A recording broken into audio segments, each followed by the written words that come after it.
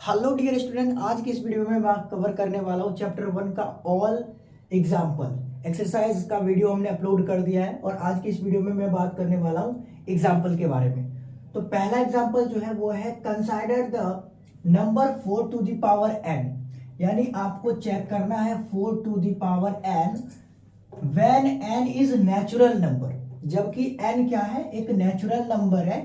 Check whether the any value of n, कि n की कोई भी वैल्यू जो which of the 4 to the power n and with the digit 0। इस क्वेश्चन को समझिए। क्वेश्चन कह रहा है कि आपको दे रखा है 4 टू द पावर n, ठीक है। अब 4 टू द पावर n में ये जो n वैल्यू है ना, वो n नेचुरल नंबर है, नेचुरल नंबर है, ओके, नेचुरल नंबर है। अब कह रहा है कि नेचुरल नंबर क्या होता है बेटा, 1 से लेके काउंटिंग वाले नंबर को हम क्या बोलते हैं, नेचुरल नंबर। तो अगर मान लीजिए एक बार अगर आप n इक्वल टू 1 ले रहे हैं, 2 ले रहे हैं, 3, कुछ भी ले सकते हो नेचुरल नंबर। अगर 4 टू द पावर n के किसी भी वैल्यू को लिखेंगे, चाहे 1 को लिखे, चाहे 4 को लिखे, चाहे 5 को लिखे, तो उसका जो वैल्यू होगा, उसका जो वैल्यू होगा, तो उसके लास्ट में वो जो डिजिट बनेगा, पूरा का पूरा डिजिट बनेगा, क्या उसके लास्ट डिजिट में 0 पे एंड होगा या नहीं होगा, यही आपको चेक करना है, ठीक है। तो चलिए चेक करते हैं कि क्या कह रहा है कि 4 to the power n of value ever end with 0।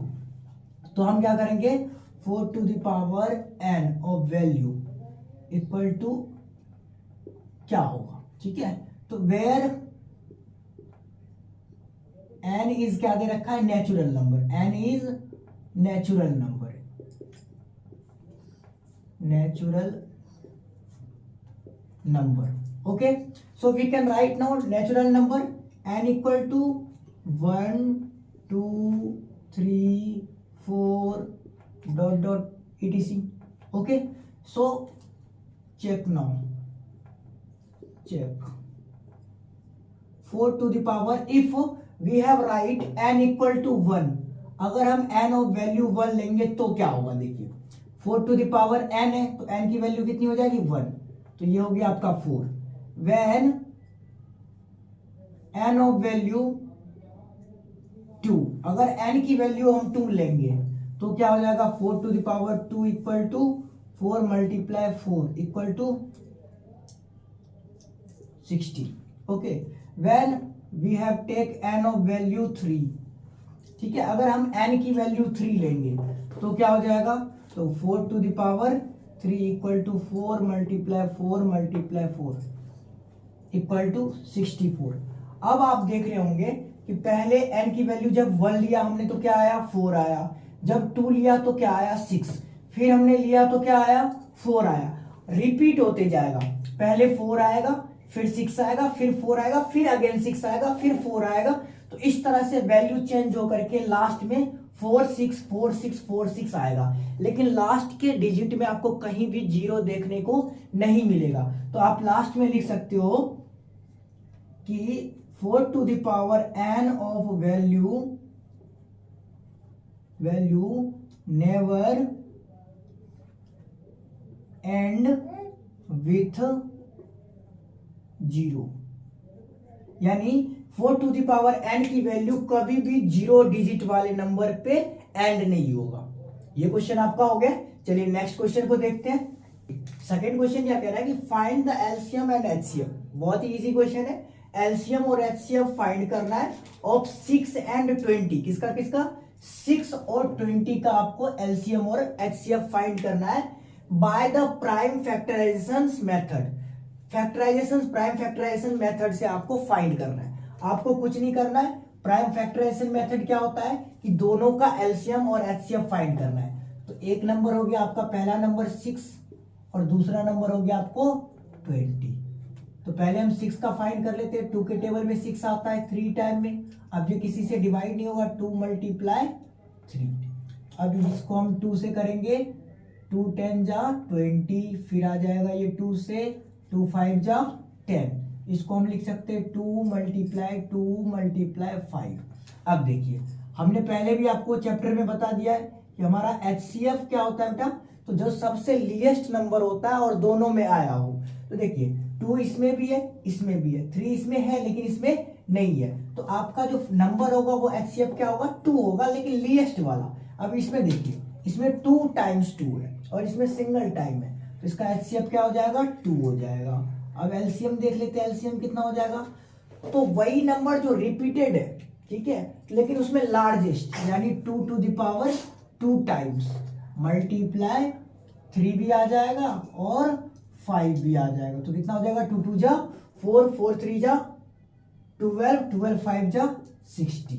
इसका LCM कितना हो गया, 60। तो बस यही हो गया आपका प्राइम फैक्टराइजेशन से मेथड से आपने LCM और HCF फाइंड कर लिया। इसका HCF हो गया 2 और LCM हो गया आपका 60। देखिए एग्जांपल 2 में क्या कह रहा है आपका, find the HCF of 96 and 404 by prime factorization method, hence find their LCM। यहाँ पे बहुत सारे स्टूडेंट कंफ्यूज हो जाते हैं और एग्जांपल फर्स्ट की तरह इसको भी कर देता है, लेकिन आपको बिल्कुल भी ऐसा नहीं करना है। इसमें देखिएगा क्वेश्चन बड़ी और से कि क्या कह रहा है और कैसे आपको फाइंड करना है। कह रहा है कि find the HCF of 96 and 404 by prime factorization, यानी प्राइम फैक्टराइजेशन मेथड से है ना, सिर्फ आपको क्या निकालना है, HCF निकालना है, ना कि LCM निकालना है। जब आप HCF फाइंड कर लोगे ना, फिर आपको फाइंड करना है LCM दूसरे मेथड से, ठीक है। तो पहले हम HCF देखिए कैसे फाइंड करेंगे। 96 नंबर है हमारा 96 और हमारा है 404, ठीक है। तो चलिए हम फैक्टराइजेशन इसका करते हैं। प्राइम फैक्टराइजेशन से हमें HCF निकालना है, तो हम HCF निकाल लेते हैं। ये आपका डिविजिबल हो जाएगा, 2 से भी डिविजिबल हो जाएगा, 2 4 जा 8, 2 8 जा 16। फिर ये डिविजिबल हो जाएगा किससे, 2 से, 2 2 जा 4, 2 4 जा 8। फिर ये 2 से डिविजिबल हो जाएगा, 2 1 जा 2, 2 2 जा 4, 2 से फिर से हो जाएगा 6, 2 3, okay.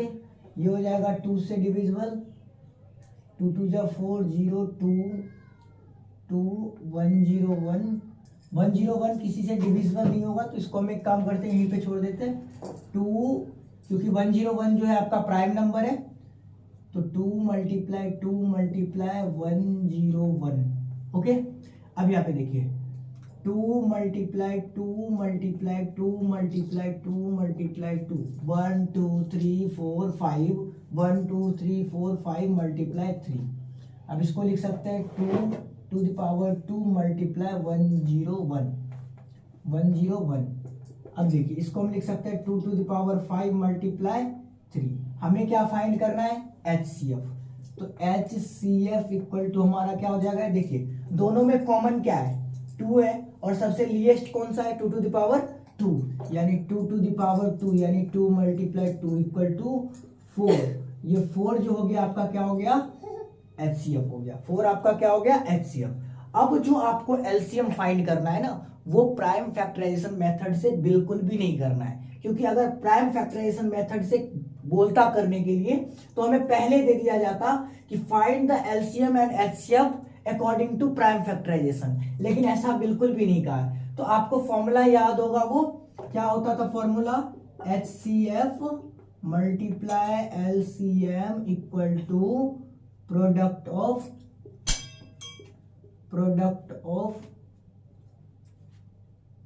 Number, product of number, okay. HCF देखिए आपने क्या फाइंड किया, 4। LCM आपको फाइंड करना है, ओके। प्रोडक्ट ऑफ नंबर क्या क्या नंबर है, 96 मल्टीप्लाई 404, ओके। अब LCM इधर है, ये इधर हमारा किसमें है, मल्टीप्लाई में, उधर जाएगा तो क्या हो जाएगा, डिवाइड में हो जाएगा। LCM equal to 96 multiply 404 divide by 4। ये मल्टीप्लाई हो जाएगा 101 से, और 101 मल्टीप्लाई 96 यानी ये हो जाएगा 96 96, यानी इसका जो LCM फाइंड होगा, LCM इक्वल टू क्या हो जाएगा, 96 96, ओके। आपको क्या करना है बेटा, find the HCF and LCM of 6 72 and 120 by prime factorization method. कुछ नहीं करना है आपको, सिंपल सा प्राइम फैक्टराइजेशन मेथड से आपको क्या बना लेना है, इसका एलसीएम और एचसीएफ फाइंड कर लेना है। तो किसका किसका कह रहा है बेटा, 6 का कह रहा है अपने को, 72 का कह रहा है और 120 का कह रहा है। तो यहाँ पे देखिए 6 का कर लेते हैं, 2 से हो जाएगा 3, ये हो गया 2 × 3, 2 से कर लेते हैं, 2 3 जा 6, 2 6 जा 12, 18 9, सॉरी 2 से हो जाएगा 9, अब ये 3 से डिविजिबल हो जाएगा, 3 3 जा 9, 2 × 2 × 2 × 3 × 3। अब इसको देखिए 2 से डिविजिबल हो जाएगा 60 टाइम में, फिर 2 से 30, फिर 2 से 15, 3 से 5, अब ये 5 डिविजिबल नहीं होगा तो 2 × 2 × 2 × 3 × 5। अब देखिए लीएस्ट नंबर आपका किस में है, लीएस्ट नंबर देखिए 2 2 इसमें भी है, 2 2 इसमें भी है, यानी 2 सब में कॉमन है, ठीक है। तो आप HCF इक्वल टू क्या लिख लोगे कि एक तो आपका 2 हो गया, और देखिए कोई चीज है जो कॉमन है, दो तीनों में है, तो ये देखिए इसमें 3 है, इसमें भी आपको 3 है, इसमें भी आपको 3 है, तो सबसे लीएस्ट नंबर 1 है, इसमें भी 1 है, इसमें भी, तो एक 1 ले लीजिए, ये क्या हो जाएगा 3 2 जा 6, HCF जो हो गया आपका क्या हो गया 6 हो गया, ठीक है। अब आपको क्या फाइंड कर लेना है, एलसीएम। तो देखिए एलसीएम इक्वल टू क्या हो जाएगा आपका, जो लार्जेस्ट नंबर है इसमें 2 2 2, सबसे ज्यादा 2 किसमें है, 3 टाइम्स इसमें भी है, 3 टाइम्स इसमें भी है, तो कोई सा भी ले लीजिए 2 टू द पावर 3 टाइम्स हो गया। अब हमारे पास 3 सबसे ज्यादा मोर देन किसमें है, तो इसमें है, तो इसमें हम 3 टू द पावर 2 है तो 3 टू द पावर 2 ले लेंगे। अब जो बच रहा है इसमें और कुछ नहीं बच रहा है, इसमें भी नहीं बच रहा है, इसमें क्या बच रहा है 5 बच रहा है, तो ये 5 को आप ले लीजिए। अब इसका क्या हो जाएगा एलसीएम, 2 टू द पावर 3, 2 2 जा 4, 4 2 जा 8 × 3 3 जा 9 × 5, 72 × 5 इक्वल टू क्या हो जाएगा, 5 2 जा 10, 0 1 36, ये एलसीएम इक्वल टू आपका क्या आ गया 360, एलसीएम क्या आ गया 360। इसको आप कर लीजिएगा, इंपॉर्टेंट क्वेश्चन है, बोर्ड के एग्जाम में पूछा भी गया है कई बार, ठीक है। चलिए ये हमने आपको एक्सरसाइज में भी करवा दिया है, ठीक है, अभी फिर से मैं करवा रहा हूँ, इस पर बहुत ज्यादा आपको फोकस करना है, ठीक है, और एक बार समझ जाओगे तो आपके दिमाग से ये स्किप नहीं होगा, और ये बार बार क्वेश्चन रिपीट होने वाला है। अभी हाल फिलहाल में 2024 के पेपर में जो 24 वाले बच्चे थे, 25 में अभी एग्जाम दिया है, उसमें यहाँ पे आ गया था √5 प्रूव करने के लिए। तो ये नंबर चेंज हो सकता है, बाकी ये 3 नंबर का क्वेश्चन है, हर बार रिपीट होता है, इस बार भी बोर्ड एग्जाम में आएगा। तो देखिए प्रूव कैसे करना होगा कि आपको दे रखा है कि prove that √3 is irrational number. Yes we know √3 is irrational number, also √3 जो है वो इरेशनल नंबर है, लेकिन फिर भी हमें क्या करना है, प्रूव करना है। तो जब हमें कोई भी चीज प्रूव करने के लिए दिया जाता है ना, तो जस्ट हम उसका अपोजिट सपोज करते हैं, तो हमें क्या लिखना होगा, सपोज दैट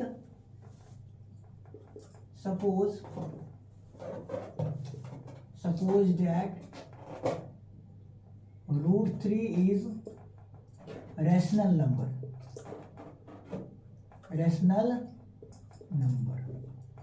सबसे पहले आपको क्या कर लेना है कि जो आपको इरेशनल प्रूव करने के लिए दिया जा रहा है उसको आपको क्या कर लेना है, रैशनल प्रूव कर ले, रैशनल सपोज कर लेना है। अब रैशनल को आप कैसे लिख सकते हो, P/Q के फॉर्म में लिख सकते हो। तो रैशनल को आपको क्या कर रहे हो,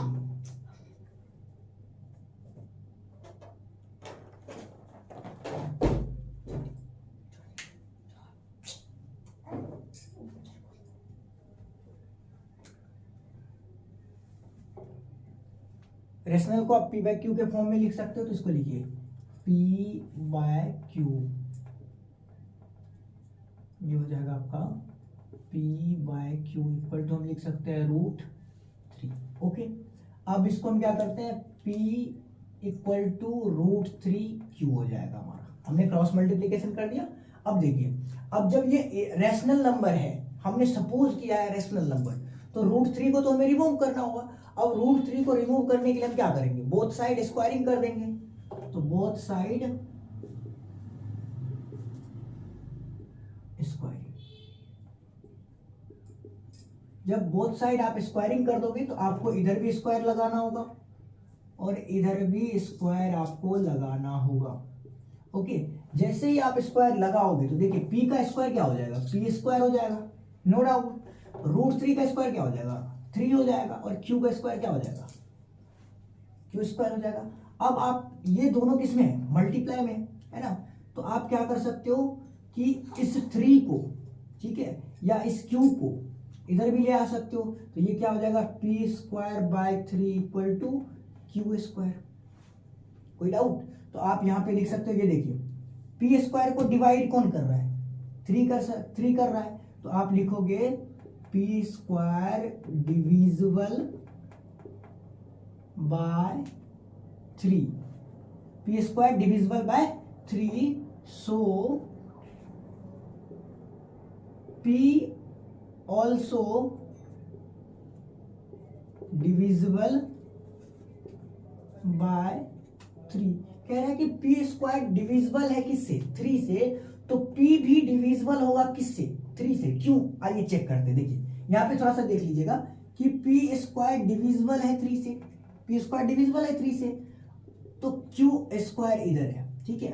अब कह रहा है कि p स्क्वायर जो डिविजिबल है ना, तो p भी डिविजिबल होगा 3 से। क्यों, अगर ये स्क्वायर हम कट कर दे तो देखिए p भी डिविजिबल है ना 3 से, इसलिए हमने लिखा कि p स्क्वायर डिविजिबल है 3 से, सो p भी आल्सो क्या होगा, डिविजिबल होगा, ठीक है। अब हम क्या करते हैं, लेट सपोज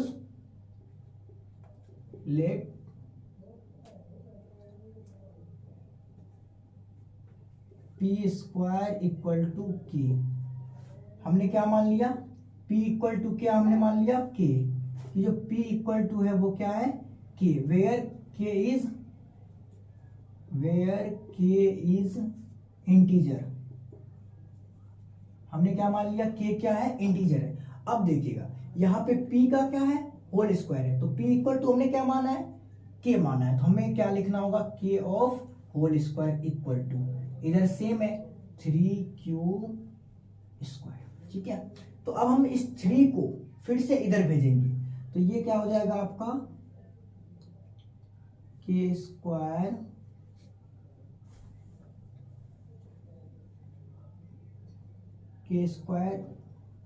इक्वल टू क्या हो गया आपका 3।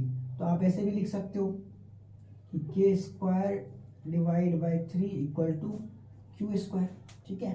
p इक्वल टू आप k मान सकते हो या q इक्वल टू आप k मान सकते हो।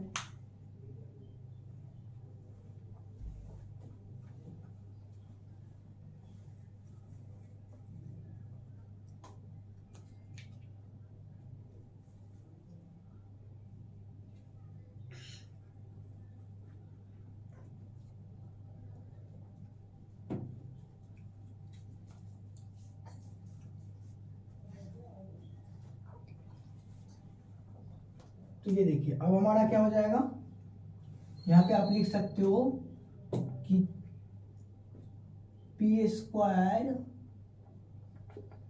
सॉरी अब यहाँ पे q स्क्वायर है, तो क्या हो जाएगा, q square divisible by 3, so q also divisible by 3, कि q स्क्वायर डिविजिबल है किससे, 3 से, तो q भी डिविजिबल होगा किससे, 3 से। अब यहां पे आप एक स्टेटमेंट लिख सकते हो, क्या लिख सकते हो कि इसमें देखिए p and q of common factor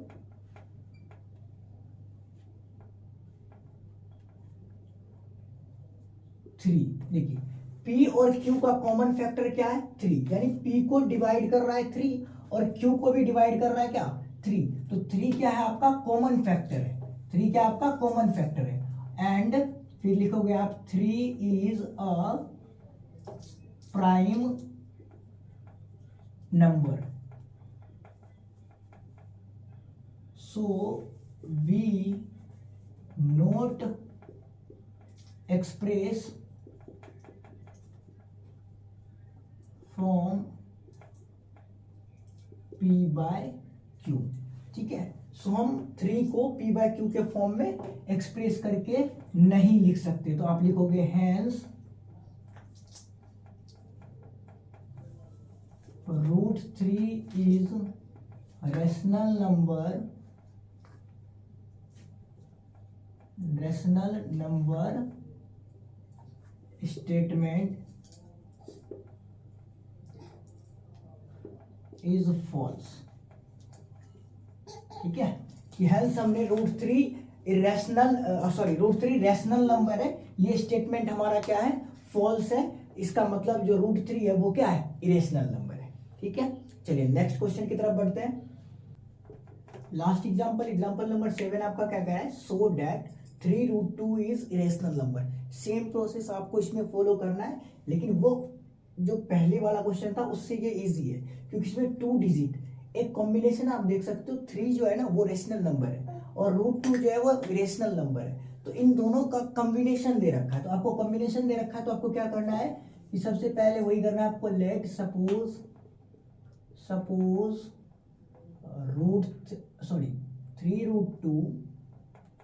3√2 is rational number.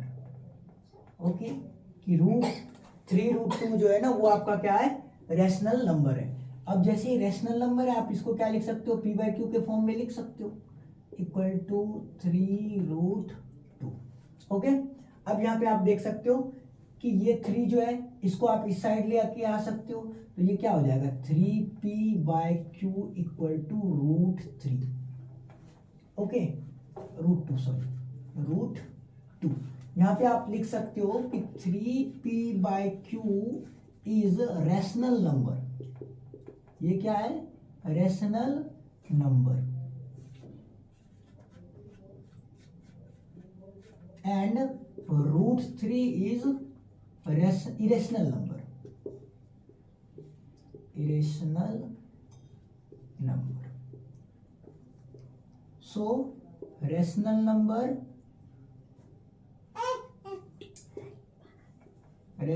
Number does not equal to irrational number।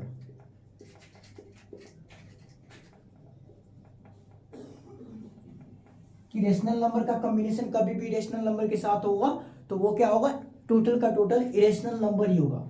सो लिखोगे hence 3√2 is irrational number.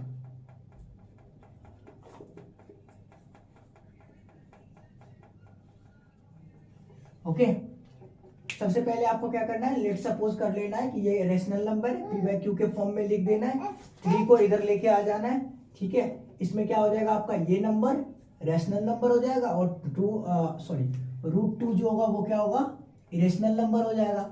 Rational number और इरेशनल नंबर का जब भी कॉम्बिनेशन बनता है तो वो क्या होता है, इरेशनल नंबर होता है। तो हेंस हमारा यहीं पे प्रूव हो जाएगा 3√2 क्या है, इरेशनल नंबर। चलिए नेक्स्ट वीडियो में मिलते हैं, चैप्टर 2 को स्टार्ट करेंगे।